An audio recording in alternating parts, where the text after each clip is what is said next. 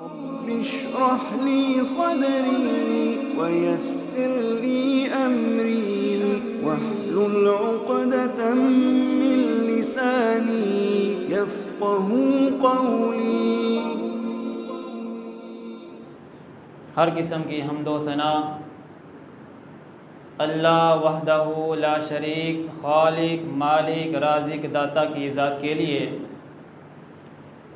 درود و سلام آمنہ کے لال، رب کے حبیب، ہمارے پیر و مرشد، امام الانبیاء، خاتم الانبیاء، خاتم النبیین، جناب محمد الرسول اللہ صلی اللہ علیہ وآلہ وسلم کی ذات گرامی پر پانی کے قطرات سے اور ریت کے ذرات سے زیادہ درود و سلام ہوں،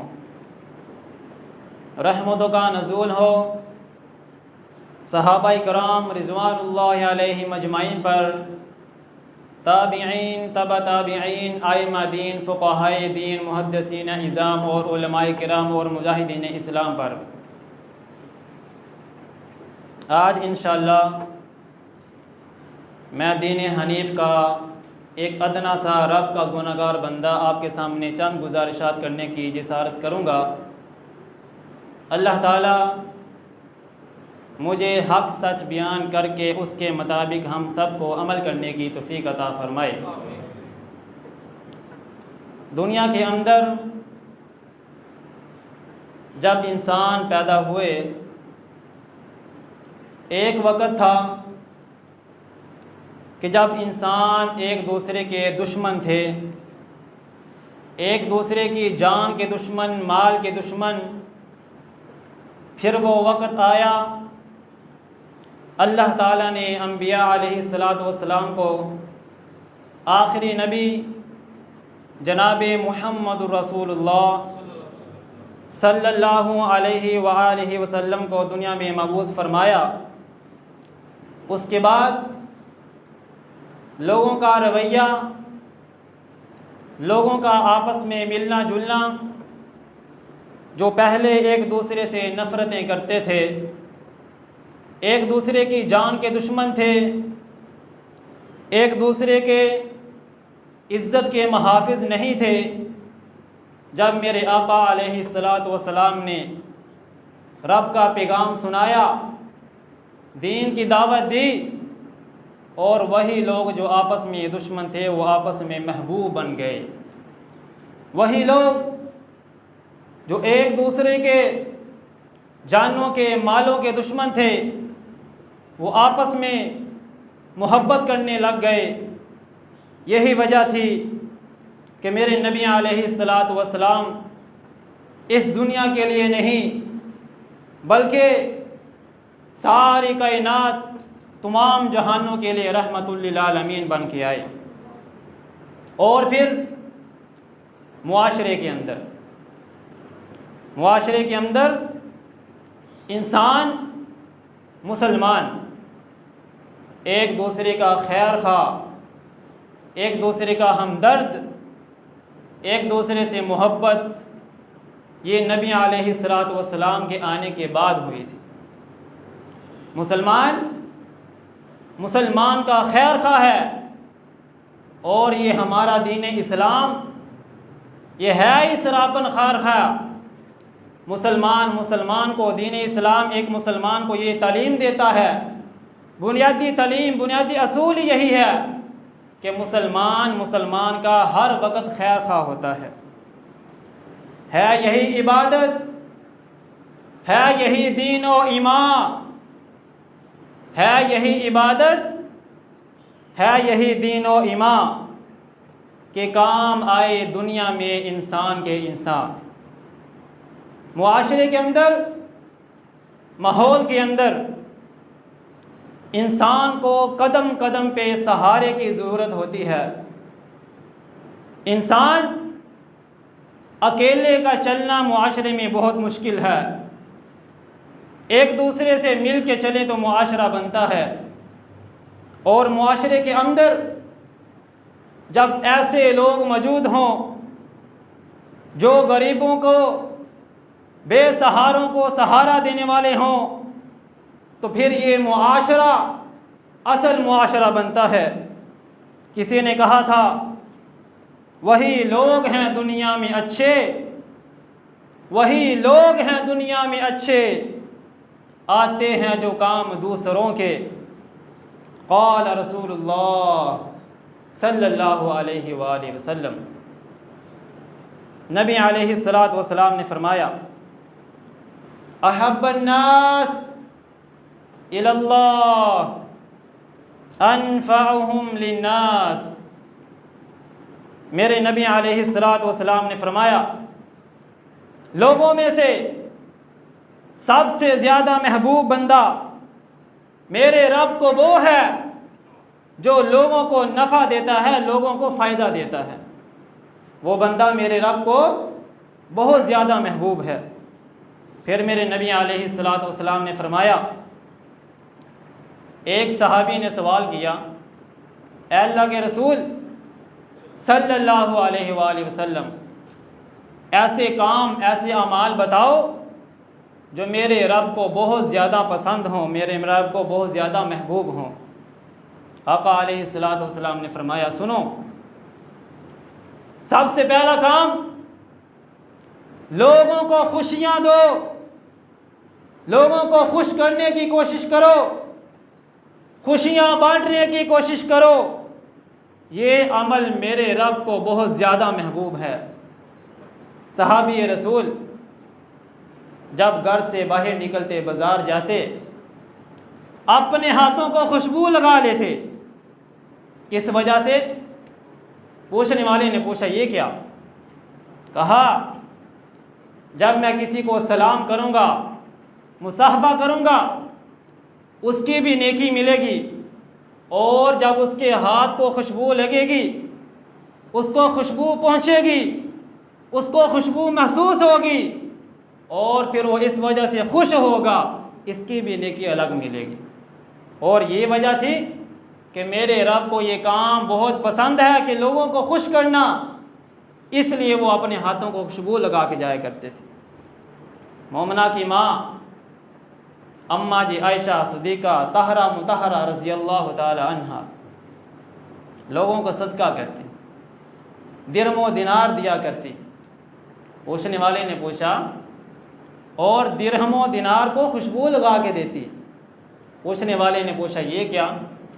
فرمایا میرے سرتاج آقا علیہ الصلاۃ والسلام نے فرمایا میرے رب کو سب سے زیادہ محبوب عمل یہ ہے کہ لوگوں کو خوشی دی جائے، میں اس لیے خوشبو لگاتی ہوں، صدقہ دینے کا اجر الگ ملے گا، جب وہ صدقہ پکڑے گا اس کو خوشبو ملے گی، وہ خوش ہوگا، اس کا اجر الگ ملے گا۔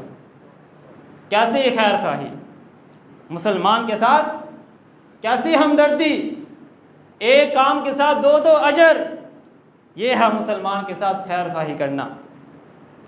پھر اگلی بات میرے نبی علیہ الصلاۃ والسلام نے فرمایا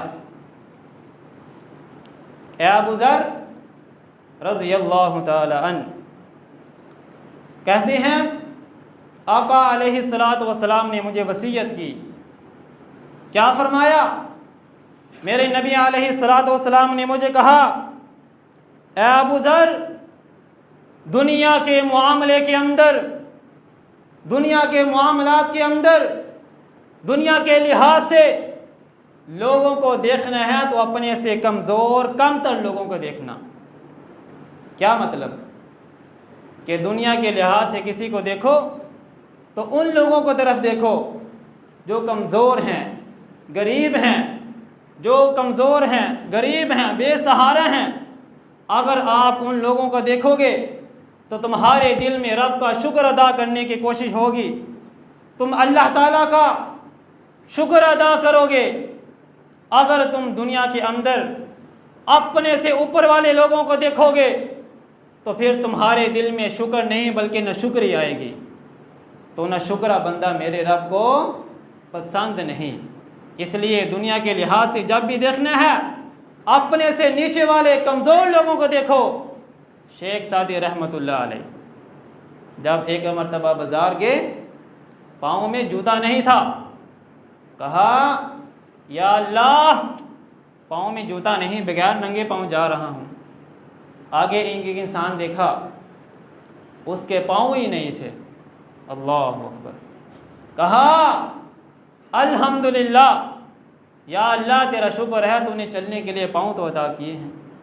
جب اپنے سے کمزور لوگوں کو دیکھو گے پھر دل میں شکر کرنے کا جذبہ پیدا ہوگا۔ اس کے بعد میرے نبی علیہ الصلوۃ والسلام نے فرمایا غریب، کمزور، بے سہارا، مسکین لوگوں کے ساتھ محبت کیا کرو، یہ عمل بھی میرے رب کو بہت زیادہ محبوب ہے۔ غریبوں کے ساتھ محبت کرنا، بے سہارا مسکینوں کے ساتھ محبت کرنا، یہ رب بھی میرے عمل کو بہت زیادہ محبوب ہے۔ اسی لیے میرے آقا علیہ الصلوۃ والسلام کہا کرتے تھے مجھے مسکینوں کے ساتھ بہت محبت ہے اور میں مسکینوں کے اندر ہی رہنا پسند کرتا ہوں۔ اس کے بعد فرمایا رشتہ داری، رشتہ داروں کے ساتھ اچھا برتاؤ کرنا، اچھا سلوک کرنا۔ اگر وہ تیرے ساتھ اچھا سلوک نہ بھی کریں پھر بھی تم نے اپنے رشتہ داروں کے ساتھ اچھا رویہ، اچھا سلوک کرنا ہے۔ آج ہم رشتہ داروں کے ساتھ کیسا سلوک کرتے ہیں؟ ہم یہ دیکھتے ہیں کوئی میری خوشی غمی میں آیا ہے تو میں جاؤں گا، اگر کوئی نہیں آیا تو مجھے بھی جانے کی ضرورت نہیں۔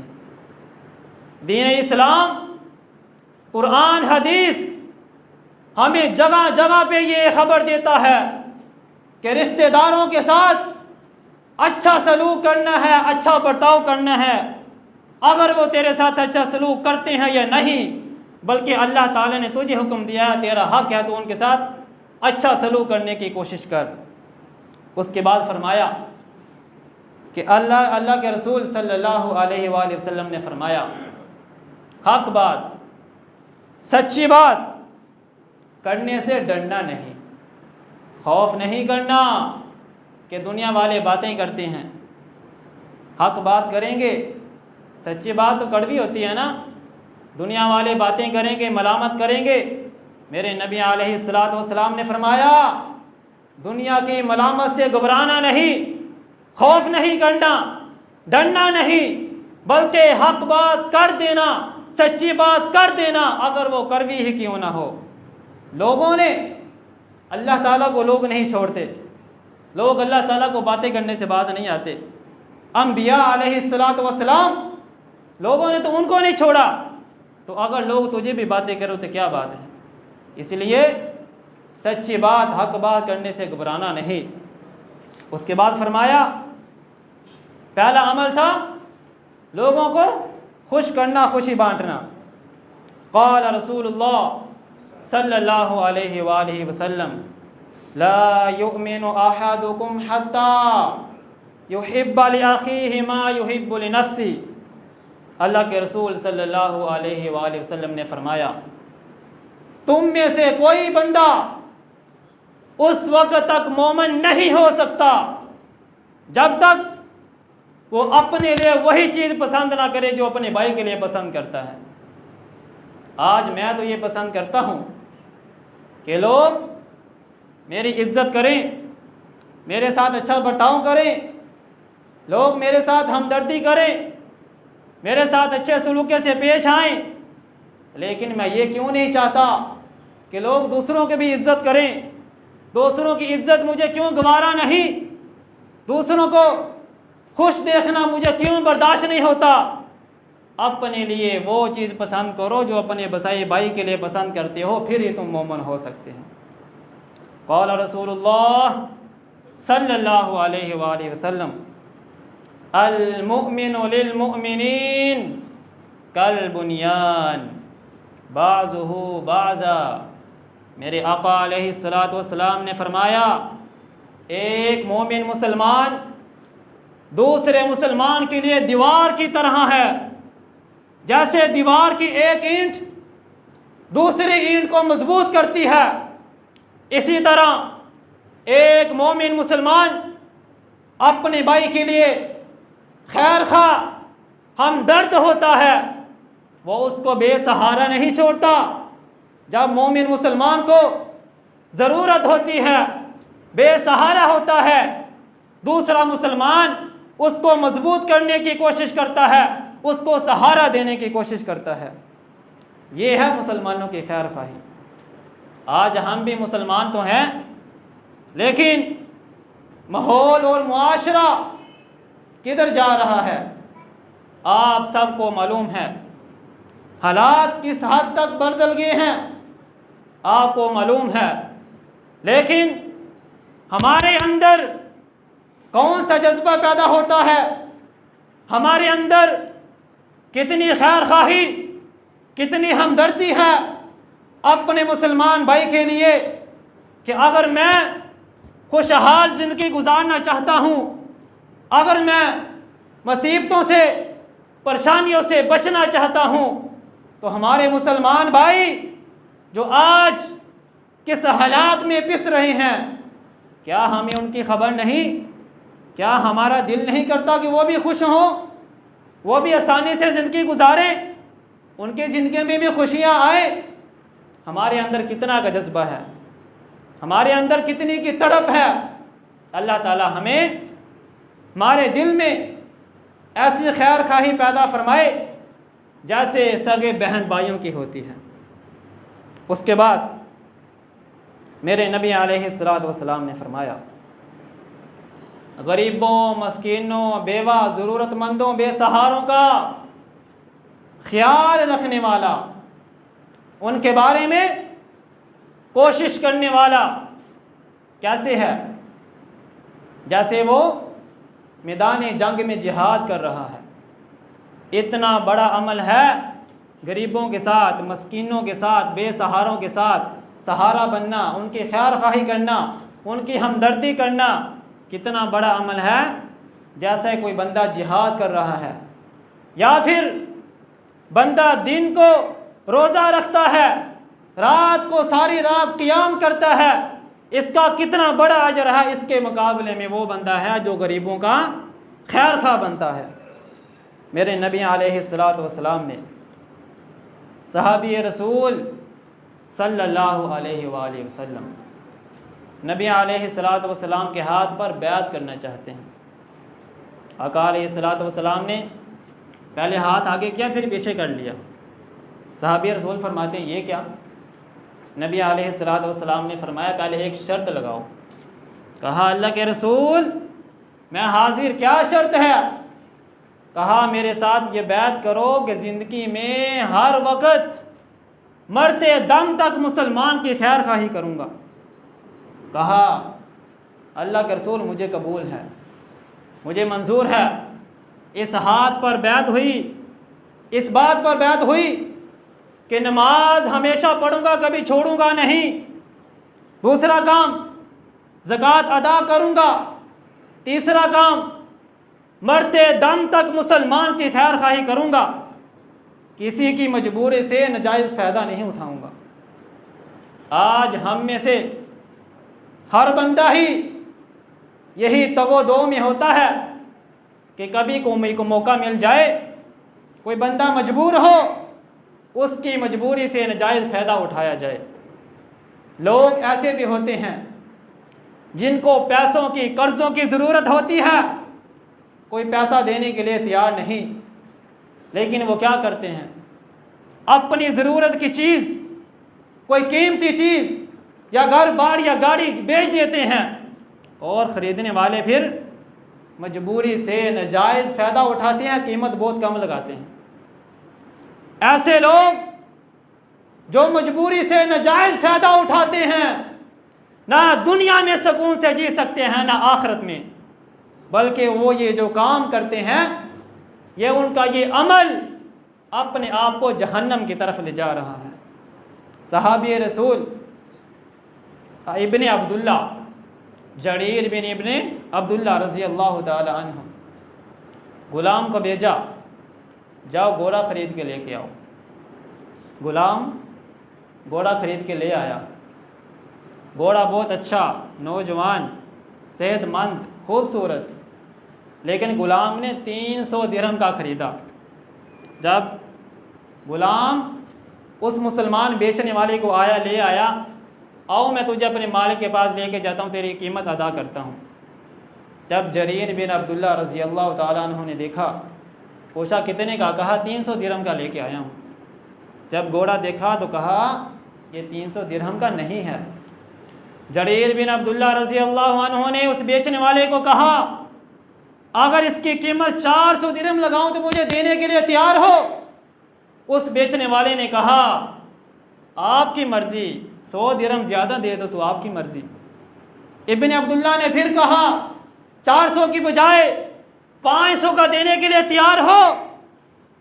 बेचने वाले ने फिर कहा आपकी मर्जी, अगर 100 दिरहम और ज़्यादा दे दो। करते करते 800 दिरहम तक चले गए।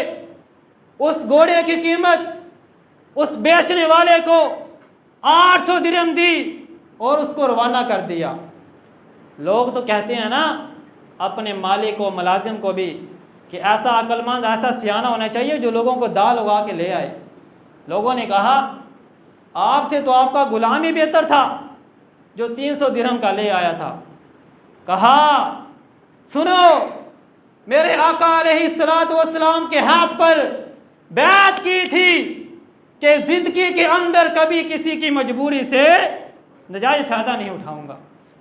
ये 300 दिरहम का नहीं था बल्कि इसकी कीमत ज़्यादा थी।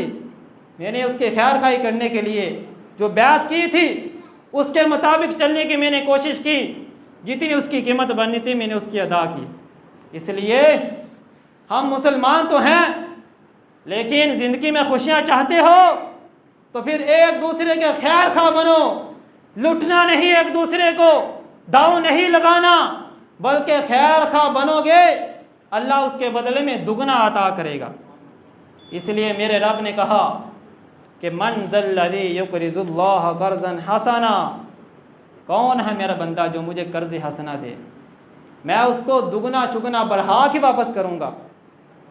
अल्लाह ताला फरमा रहे हैं, लेकिन हम लोग अल्लाह के राह में खर्च नहीं करते। पता नहीं अल्लाह की बात पे हमें यकीन नहीं। जब अल्लाह ताला फरमाते हैं कि मैं तुम्हें दुगना चुगना बढ़ा के दूंगा, माल भी अता करूंगा, अजर भी मिलेगा, इजाफा भी होगा, बरकत भी मिलेगी, आज फिर हम क्यों खर्च नहीं करते? इसलिए अशारतन बस यही कहूँगा कि अगर हम ज़िंदगी के अंदर खुशियाँ चाहते हैं, मामलात आसान चाहते हैं, तो फिर हमें अपने मुसलमान भाइयों के लिए वही काम करना होगा, वही अमल करना होगा जो हम अपने लिए पसंद करते हैं, वही उनके लिए हम कोशिश करें। हालात आपके सामने हैं, उनको घरों के भी, खाने पीने की भी ज़रूरत है, उनको छत की भी ज़रूरत है जिसके नीचे वो आराम से सुकून से बैठ सकें। किसी के बच्चे गायब हो गए, किसी के माँ बाप चले गए, वो 5 भाई जो पानी के अंदर कई घंटों से इंतज़ार करते रहे कि कोई हमारी मदद को आए, कौन उनका सहारा बना? किनको फिक्र थी उनकी? आज हम लोगों के अंदर, अपने माहौल के अंदर अय्याशियाँ तो करते हैं, लेकिन अपने मुसलमान भाई के लिए हमारे दिल में कितनी हमदर्दी है। अगर वो किसी पैसे मालदार का कोई एक बेटा भी होता, आप देखें कि दुनिया क्या क्या आवाज़ करती है, दुनिया किस तरह आवाज़ें उठाती है कि मेरे बेटे के लिए कोई मदद के लिए नहीं आया। वो भी तो किसी माँ के जिगर गोशे थे, वो भी तो किसी बेड़ के लगते जिगर थे, उनकी कदर पूछनी है। उस बाप से पूछो जिसको ये उम्मीद थी कि मेरे ज़िंदगी का ये सहारा बनेंगे। आज हमें कितनी कदर है। इसलिए चंद आशार मैं अपने हाकिम वक़्त के लिए कहूँगा, ए हाकिम वक़्त, मैं मर चुका, हाकिम मेरी लाश तो दफनाते जाओ। ए हाकिम वक़्त, मैं मर चुका, मेरी लाश तो दफनाते जाओ। कपड़े नहीं हैं मेरे पास, मुझे कफन तो पहनाते जाओ। मेरी बेटी मेरे बगैर सोने की आदी नहीं है, मुझे बचा नहीं सके, उसको ही सहारा देते जाओ। برستی بارش سے میں بچا نہیں سکا اپنا مکان، میرے حاکم اب تم میری قبر تو بناتے جاؤ۔ سنا ہے تمہاری آواز کا جادو سر چڑھ کے بولتا ہے، سنا ہے تمہاری آواز کا جادو سر چڑھ کے بولتا ہے، میرے بھوکے بچوں کو تم لوری تو سناتے جاؤ۔ میں مانتا ہوں میرے علاوہ تمہیں کام بہت ہیں، زندگی جرم بن گئی میری موت کا حکم تو لگاتے جاؤ۔ اس لیے لوگ آج ماحول اور معاشرے کے اندر دین والوں کو، مولوی حضرات کو باتیں تو کرتے ہیں، داڑھی والوں کو، نماز والوں کو، مصلی والوں کو باتیں تو کرتے ہیں بہت، لیکن طریق اٹھا کے دیکھ لیں، زندگی میں جب بھی مشکل وقت آیا تو سب سے پہلے صفحے اول میں آپ کو یہ دین والے لوگ ہی نظر آتے ہیں، لیکن پھر بھی لوگ باتیں کرنے سے باز نہیں آتے۔ اس لیے آپ سے بھی گزارش ہے کہ جو ان کے حالات ہیں ان کے مطابق ان کو کھانے پینے کی بھی ضرورت ہے۔ خوش زمین کا حصہ نظر نہیں آتا، پانی ہی پانی، ان کو چھت کی بھی ضرورت ہے، خیموں کی بھی بہت زیادہ ضرورت ہے۔ آپ سے گزارش ہے سب اپنی اپنی طاقت کے مطابق، جتنی میرے پاس طاقت ہے میں کروں، جتنی آپ کے پاس طاقت ہے اپنی اپنی طاقت اور حیثیت کے مطابق ان کے لیے تعاون ضرور فرمائیں۔ ہم تو یہ کہتے ہیں اگر اللہ تعالیٰ نے آپ کو ہمت اور طاقت دی ہے، وقت بھی دیا ہے، آپ خود جاؤ اور جا کے ان کی مدد کرو، پھر اندازہ ہو کہ وہ کس حالات میں جی رہے ہیں۔ لیکن ہم یہ بھی کہتے ہیں اگر آپ کے پاس وقت نہیں تو جماعت نے جن کو ذمہ دار بنایا ہے ان کے ساتھ تعاون ہی کر دو، ان کا اپنا حصہ ہی دے دو تاکہ وہ ان تک پہنچا دیں۔ اللہ تعالیٰ ہمیں اپنے مسلمان بھائیوں کے ساتھ خیر خواہی کرنے کا جذبہ پیدا فرمائے اور ہم ان کے ساتھ ویسے محبت کرنے کی کوشش کریں جیسے اپنے بہن بھائیوں کے ساتھ کرتے ہیں۔ اللہ تعالیٰ ہمیں عمل کی توفیق دے۔ وما علینا الا البلاغ المبین۔ اشرح لي صدري ويسر لي أمري واحلل عقدة من لساني يفقه قولي